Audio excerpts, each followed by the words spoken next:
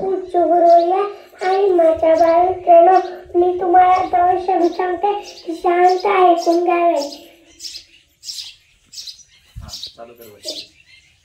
एक असतं झाड मोठं सांभाळायचं आणि एक असतं रामू.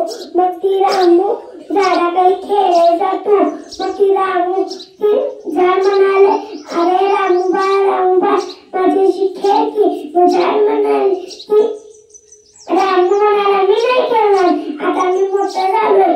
मग झाड रुसू लागलं आणि पुन्हा मग झाड रामू म्हणाला, मला खेळणे हवेत कर, खेळणे घे, पैसेच नाही दे. मग झाड म्हणाला, तू माझी आंबे ऐकून पैसे कमवू शकतोस.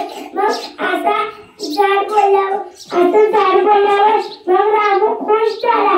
मग रामूनं ते आंबे तोडले आणि पाठीत विकायला गेला आणि रामू खूप दिवसाने आलाच नाही त्या झाडाखाली. मग ती झाड आणि रुसू लागलं.